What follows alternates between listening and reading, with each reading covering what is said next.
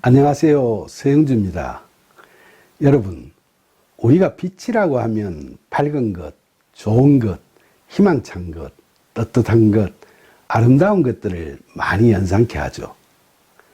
그런데 예수님께서는 마태복음 5장 14절로 16절에서 너희는 세상의 빛이라. 산 위에 있는 동네가 숨겨지지 못할 것이요 사람이 등불을 켜서 말 아래 두지 아니하고 등경 위에 두나니 이러므로 집안 모든 사람에게 비치느니라.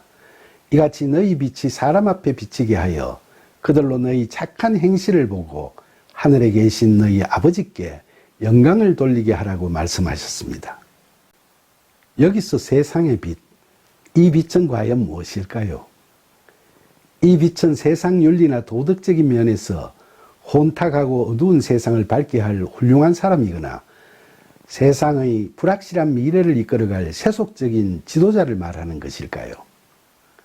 요한복음 1장 9절로 13절에 보면 참빛 곧 세상에 와서 각 사람에게 비추는 빛이 있었나니 그가 세상에 계셨으며 세상은 그로 말미암아 지은 바 되었으되 라고 기록되어 있는데, 여기서 참빛은 예수님을 이야기하죠. 그런데 그 참빛이신 예수님께서 세상에 오셨지만 일반 세상 사람들은 그분을 알지 못했으며 영접하지 않았죠. 실제로 참빛이신 예수님께서는 유대사회 대다수의 일반 사람들로부터 영접받지 못하시고 결국 십자가에서 그들로부터 죽임까지 당하셨지 않습니까? 그러나 그런 가운데서 오직 예수님을 영접하는 자들이 있었는데, 그처럼 그분의 이름을 믿는 자들에게는 하나님의 자녀가 되는 권세가 주어졌다고 성경은 이야기하죠. 그들은 혈통으로나 육적으로나 사람의 뜻으로 나지 아니하고 오직 하나님께로부터 난 자들이라는 거죠. 그러니까 그들은 세상적으로 좋은 가문에서 난 자들이나 칭찬받는 세상적 모범생을 의미하지는 않습니다. 그들은 참빛인 예수님과 연합되어 그분의 믿음을 믿는 하나님의 자녀인 거죠. 이처럼 참된 그리스도인들을 예수님께서는 세상의 빛이라고 말씀하신 겁니다. 이처럼 복음서의 말씀을 해석하다 보면 이 세상의 빛은 세상적으로 빛나는 사람들을 지칭하는 것이 결코 아닙니다. 앞서 봤듯이 예수님께서는 팔복 말씀에서도 성도들은 의를 위하여 박해를 받게도 되는데 그게 복이고 그런 사람이 하나님 나라의 백성이라고 선포하셨지 않습니까? 그런데 그런 팔복이 이야기하는 논리적으로 맞지 않게 바로 이어서 나오는 세상의 빛이라는 이 말씀을 자꾸 도덕 윤리적으로나 정치적으로 모범이 돼서 세상 모든 사람들에게 존경받고 칭찬받는 세상적인 찬란한 빛이 되라고 하신 말씀으로 해석하는 것은 무리가 있겠죠.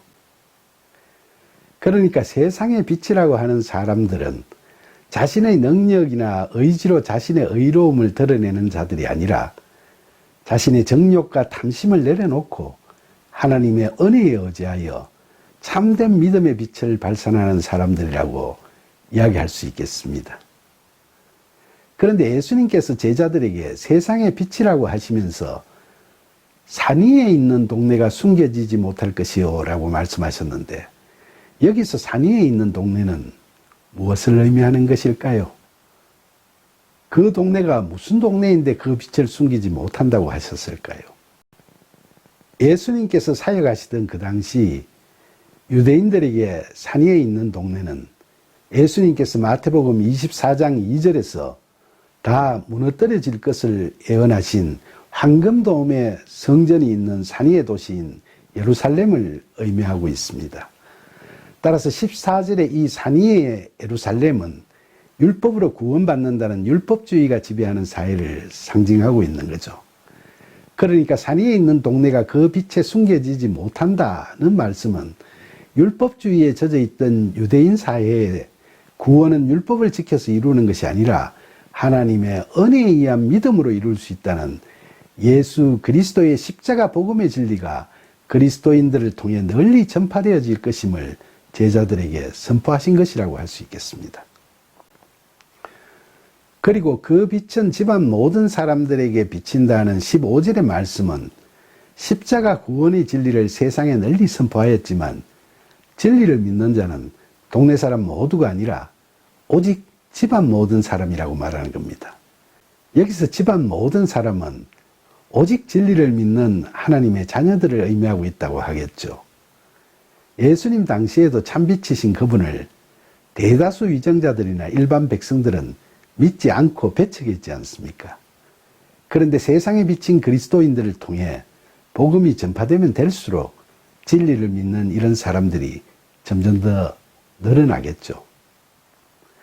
그리고 16절에서 예수님께서는 너희 빛이 사람 앞에 비치게 하여 그들로 너희 착한 행실을 보고 하나님께 영광을 돌리게 하라고 말씀하셨는데, 저는 특히 이 말씀을 바르게 이해해야 한다고 생각합니다. 여기서 착한 행실은 무엇을 의미하는 걸까요? 그것은 인본주의자들이나 혼합주의자들의 생각처럼 자기 의를 실현하는 사람, 즉 도덕윤리적으로나 정치적으로 뛰어난 사람들의 세상적인 선행을 의미하는 것은 당연히 아닙니다. 여기서 착한 행실이라 하면 그리스도인으로서의 빛이 사람 앞에 비치게 하는 것을 의미하는데, 이것은 세상적인 선행이 아니라 하나님의 일을 하는 것을 의미합니다. 그런데 요한복음 6장 29절에서 예수님께서는 우리가 어떻게 해야 하나님의 일을 하오리까? 라고 묻는 무리들에게 하나님께서 보내신 이를 믿는 것이 하나님의 일이니라 라고 말씀하셨습니다. 따라서 16절의 이 말씀은 참빛인 예수 그리스도의 십자가 복음의 진리를 진정으로 믿는 그 신실한 믿음의 그리스도인들을 세상 사람들이 보게 될 때 그들 중 많은 사람들이 믿음을 갖게 되고 하나님께 영광을 돌릴 것이라는 그런 이야기를 해주신 거라고 하겠습니다. 그래서 이 말씀을 들은 제자들은 훗날 예수님께서 승천하시고 나서 오순절날 마가의 다락방에서 성령의 권능을 받은 후로 예루살렘과 온 유다와 사마리아와 땅끝까지 이르러 예수님의 증인이 되는 사역을 행하였으며 마침내 하나님 나라의 진리에 대한 믿음의 증거로 순교까지 불사하게 되었던 거죠. 결국 예수님께서 너희는 세상의 빛이라 하고 제자들에게 하신 이 말씀은 세상에서 빛나는 도덕적 현자나 사회 정의를 실현하는 데 앞장서는 정치 사회적인 지도자가 되라고 강조하신 것이 아니라는 데는 이제 모두 동의하시겠죠. 도덕적 현자나 세상 지도자가 나쁘다는 것이 아니고 우리에게 중요한 것은 어떻게 하면 우리가 세상의 빛이라는 참된 그리스도인으로서의 정체성을 잃지 않고 복음의 진리를 널리 전도하면서 세상에 빛다운 삶을 살 수 있을까 하는 것이지 않겠습니까? 그러면 여러분, 오늘날 우리가 세상의 빛이라는 정체성을 잃지 않고 살아가는 그리스도인의 삶이 어떠해야 하는지를 잘 한번 생각해 보세요. 그리스도인도 세상을 살아가는 사회인으로서의 삶이 있는데 그 삶을 완전히 팽개치고 하나님 나라를 찾아 다들 길을 나서는 것이 하나님의 뜻에 따르는 것일까요? 그렇지 않죠. 하나님께서 우리에게 인생을 주신 데는 다 하나님의 뜻이 있다고 생각합니다. 그분은 불완전한 우리가 인생 가운데서 열심히 살면서 그 과정에서 우리가 어떤 존재인지를 바로 알고 회개하여 하나님께로 돌아오도록 인도하시고 싶어 하십니다. 인간은 누구나 사회적 동물이기 때문에 살아가면서 자신이 어떤 일에 참여할지 또는 누구와 함께하며 누구와 교제할지 하는 그런 선택들을 많이 하게 되죠. 정치적으로도 우리는 어느 편에 속하거나 어느 쪽을 지지하게 되지 않습니까? 그런 점에 있어서는 기독교인이라고 예외가 될 수 없을 겁니다. 자신의 선택에 따라서 당연히 지지하는 편이 갈라지겠죠. 그렇게 되는 것이 무슨 비판받아야 될 일은 아니고 시민사회에서 당연한 일이라고 하겠죠. 그런데 우리는 자기가 어디에 소속되거나 참여하는 것의 정당성이나 당위성을 드러내기 위해서 어떤 가치를 내세우면서 논쟁을 하게 되기 쉽습니다. 사람들이 정의라고 내세우는 가치들 중에서 최근 우리 사회에서 논쟁의 대상으로 많이 부각되는 가치는 바로 자유와 평등이라는 가치라고 봅니다.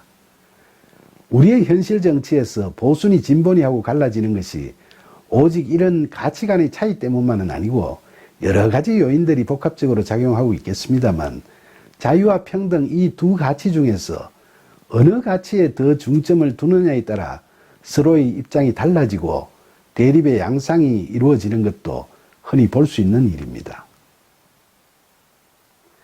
그런데 요한복음 8장 32절에 진리가 너희를 자유롭게 하리라 하는 말씀처럼 하나님께서는 우리에게 자유를 주시고 싶으신 마음이 무엇보다 크시다고 할 수 있습니다. 그래서 하나님께서는 우리를 자유롭게 하기 위해 당신의 독생자까지도 이 땅에 보내시고 십자가에서 죽기까지 하게 하셨지 않습니까? 반면에 또한 창세기 1장 26절에 보면 하나님께서는 인간을 창조하실 때 우리의 형상에 따라 우리의 모양대로 사람을 만들자고 하셨으니까 처음부터 우리를 하나님과도 똑같은 그야말로 평등한 존재로 만드셨는데 하물며 우리 인간 간의 평등이 무시되도록 그냥 두고 보시겠습니까? 따라서 자유와 평등이라는 가치는 하나님께서 이처럼 중히 여기시니까 피조물인 우리가 우리 뜻대로 어느 하나만을 고집할 가치는 아니죠. 하나님께서는 우리에게 이 두 가지를 모두 다 충족시켜 주시고 싶으실 겁니다. 이 두 가치는 서로 보완적이고 공생하는 가치이지 어느 하나를 위해 다른 하나를 완전히 포기할 수 있는 가치가 아니니까 말이죠. 그런데 실생활에서 자유와 평등 이 두 가치를 다 존중하더라도 때로는 이슈가 되는 사안에서 두 가치가 심하게 충돌할 경우도 생길 겁니다. 그럴 때 우리 그리스도인들은 자신들이 어느 쪽에 속해 있거나 어느 쪽을 지지하고 있든 간에 그 안에서 그리스도인으로서의 빛의 정체성을 잃지 않아야 하지 않겠습니까? 우리가 하나님께서 기뻐하시는 삶을 살아가려면 우리의 가치관 안에 자유 없는 평등이 있을 수 없고 평등 없는 자유도 있을 수 없어요. 하나님께서 우리에게 부여해 주신 자유와 평등의 가치를 둘 다 원만히 유지하는 데는 무엇보다도 하나님께서 베풀어 주신 사랑, 곧 아가페 사랑이 필요하다고 하겠습니다.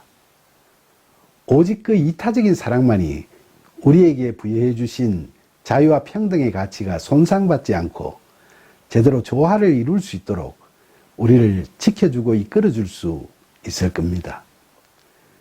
그러기 위해서는 우리들 서로가 자신이 편드는 쪽의 이해관계에 따라 자기 의나 자신의 유익만을 내세움으로써 결과적으로 하나님의 이름을 욕되게 하지 말고 각자의 자리에서 사안별로 선택의 과정에서마다 하나님의 사랑의 빛을 드러내는 세상의 빛으로서의 정체성을 잃지 말아야 하지 않겠습니까?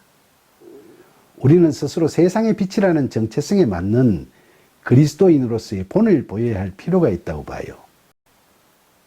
예수님께서 우리가 우리를 사랑하는 자만을 사랑하면 무슨 사항이 있겠느냐고 물으셨듯이 우리가 인생에서 참된 그리스도인다운 삶을 살아가려면 자신들의 진영 논리에 얽매인 주장만을 고집하는 세상적인 행태에서 벗어나서 성경적 가치관에 따라 하나님의 사랑으로 상대를 이해하려 하고 겸손함을 잃지 않는 가운데서 세상에 비친 그리스도인으로서의 모습을 보여주어야 하겠습니다. 아무리 세상이 치열한 경쟁사회라도 매사에 자기 의를 내세우고 자기 유익에 몰입할 것이 아니라 스스로 세상의 비침을 자각하며 바른 선택을 해야 하겠죠. 어느 한쪽 편에 서서 자기 의로 재단한 자칭 선한 승리를 위해 자아 실현의 의지를 다해서 달려가는 것은 그리스도인으로서 보여야 할 자세가 아니지 않겠습니까? 우리가 세상 속에서 각자의 길을 살아가면서도 늘 하나님을 사모하고 믿고 순종하는 삶을 살아가기를 소망하면 그런 우리에게 참빛이신 예수 그리스도께서는 약할 때 강함되도록 힘주시고 세상의 빛으로 살아가게 성령으로 인도해 주실 겁니다. 우리를 위해 자신을 내려놓으시고 십자가에 매달리신 예수 그리스도께서는 우리가 세상적으로 보면 어리석고 약한 자로 보일 수 있더라도 각자의 자리에서 자신의 유익에만 연연하지 않고 자기를 자랑하지 않으며 교만하지 아니하고 이웃과 아픔을 같이 하고 기쁨을 함께 나눌 줄 아는 강한 믿음의 사람으로 세상에서 담대히 살아갈 수 있도록 사랑의 빛으로 그 길을 인도하십니다. 그때 그 참빛을 받아 거듭난 세상에 비친 우리 그리스도인들이 지니고 있는 바로 그 빛은 이제 자기 편이 봐도 세상에 비치고 상대편이 봐도 세상에 빛이 되는 거죠. 부디 그리스도인다운 참된 그리스도인, 세상의 빛다운 참된 빛으로 하나님을 사랑하고 이웃을 우리 자신처럼 사랑하는 저와 여러분이 되기를 간절히 소망합니다. 감사합니다.